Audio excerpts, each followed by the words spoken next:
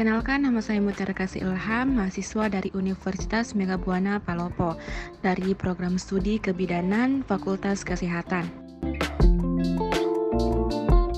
Baik, di sini saya akan menjelaskan tentang aspek perilaku sosial budaya dalam perkawinan, kehamilan, persalinan, nifas, bayi baru lahir, dan keluarga berencana yang ada di wilayah saya, yaitu di Luwu, tepatnya di Kota Palopo. Di sini pertama-tama saya akan menjelaskan tentang aspek sosial budaya yang berkaitan dengan perkawinan. Seperti yang kita ketahui bahwa perkawinan bukan hanya sekedar hubungan antara suami dan istri, tetapi perkawinan juga memberikan buah untuk menghasilkan turunan. Bayi yang dilahirkan juga adalah bayi yang sehat dan direncanakan. Nah, adapun kegiatan pembinaan yang dilakukan oleh bidan sendiri di wilayah saya, yaitu mempromosikan kesehatan agar peran dalam upaya kesehatan ibu, anak, dan keluarga itu menjadi meningkat. Peningkatan kualitas pelayanan kesehatan ibu dan anak tersebut diyakini memerlukan pengetahuan aspek sosial budaya dalam penerapannya, kemudian melakukan pendekatan-pendekatan untuk melakukan perubahan-perubahan terhadap kebiasaan-kebiasaan yang tidak mendukung peningkatan kesehatan ibu dan anak. Misalnya pola makan. Nah, setiap daerah mempunyai pola makan tertentu, termasuk pola makan ibu hamil dan anak yang disertai dengan kepercayaan akan pantangan, tabu, dan anjuran terhadap beberapa makanan tertentu. Misalnya di daerah saya, hanya anggapan bahwa ibu hamil pantang makan telur karena akan mempersulit persalinan dan pantang makan daging karena akan menyebabkan pendarahan yang banyak. Yang kedua itu aspek sosial budaya yang berkaitan dengan kehamilan. Fakta di berbagai kalangan masyarakat Indonesia, salah satunya di wilayah saya, yaitu di Kota Palopo, itu masih banyak ibu-ibu yang menganggap kehamilan sebagai hal yang biasa, alamiah, dan kodrati. Mereka merasa tidak perlu memeriksakan dirinya secara rutin ke bidan ataupun dokter. Masih banyaknya ibu-ibu yang kurang menyadari pentingnya pemeriksaan kehamilan ke bidan menyebabkan tidak terdeteksinya faktor-faktor risiko tinggi yang mungkin dialami oleh mereka. Resiko ini baru diketahui pada saat persalinan yang seringkali karena kasusnya sudah terlambat dapat membawa akibat fatal, yaitu kematian. Nah, hal ini tuh disebabkan oleh rendahnya tingkat pendidikan dan kurangnya informasi. Selain dari kurangnya pengetahuan akan pentingnya perawatan kehamilan, permasalahan-permasalahan pada kehamilan dan persalinan di wilayah saya ini juga dipengaruhi oleh faktor nikah pada usia muda yang masih banyak dijumpai di daerah, khususnya di pedesaan.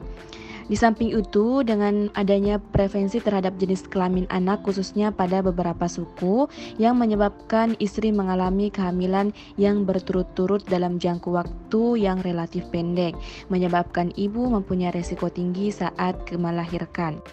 Adapun aspek sosial budaya yang berkaitan dengan kelahiran, nifas, dan bayi baru lahir. Angka kematian ibu dan anak di Indonesia ini berkaitan erat dengan faktor sosial budaya masyarakat, seperti tingkat pendidikan penduduk, khususnya wanita dewasa yang masih rendah, keadaan sosial ekonomi yang belum memadai, tingkat kepercayaan masyarakat terhadap pelayanan kesehatan dan petugas kesehatan yang masih rendah, dan jauhnya lokasi tempat pelayanan kesehatan dari rumah-rumah penduduk, kebiasaan-kebiasaan dan adat istiadat dan perilaku masyarakat yang kurang menunjang dan lain sebagainya. Nah, kebiasaan-kebiasaan adat istiadat dan perilaku masyarakat yang seringkali terjadi di wilayah saya yaitu merupakan penghalang atau penghambat terciptanya pola hidup sehat di masyarakat. Perilaku kebiasaan dan adat istiadat yang merugikan seperti ibu hamil dilarang tidur siang karena takut bayinya besar dan akan sulit melahirkan. Ibu menyusui dilarang makan makanan asin, misalnya ikan asin, telur asin, karena bisa membuat ASI jadi asin. Nah, yang terakhir yaitu perilaku aspek sosial budaya yang berkaitan dengan keluarga berencana atau KB. Nah, aspek sosial budaya yang mempengaruhi program KB antara lain seperti adat istiadat atau kepercayaan. Nah, adat istiadat yang masih kental hingga saat ini di wilayah saya yaitu pilihan jenis kelamin atau laki-laki dan perempuan.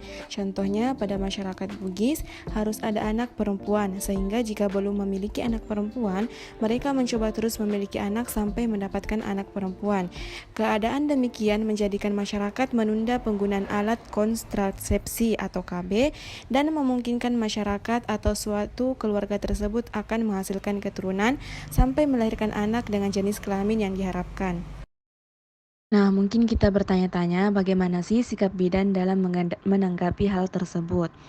Nah, bidan sebagai salah satu anggota tim kesehatan yang terdekat dengan masyarakat, mempunyai peran yang sangat menentukan dalam meningkatkan status kesehatan masyarakat, khususnya kesehatan ibu dan anak di wilayah kerjanya.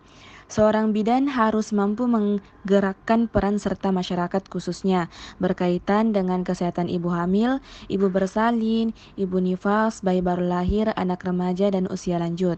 Seorang bidan juga harus memiliki kompetensi yang cukup berkaitan dengan tugas, peran, serta tanggung jawabnya. Seorang bidan perlu mempelajari sosial budaya masyarakat tersebut yang meliputi tingkat pengetahuan penduduk, struktur pemerintahan, adat istiadat, dan kebiasaan sehari-hari, pandangan norma dan nilai, agama, bahasa, kesenian, dan hal-hal lain yang berkaitan dengan wilayah tersebut. Melalui kegiatan-kegiatan kebudayaan tradisional setempat, bidan dapat berperan aktif untuk melakukan promosi kesehatan kepada masyarakat dengan melakukan penyuluhan kesehatan di sela-sela acara kesenian atau kebudayaan tradisional tersebut. Baik, terima kasih. Untuk penjelasannya kurang lebih mohon dimaafkan. Wassalamualaikum warahmatullahi wabarakatuh.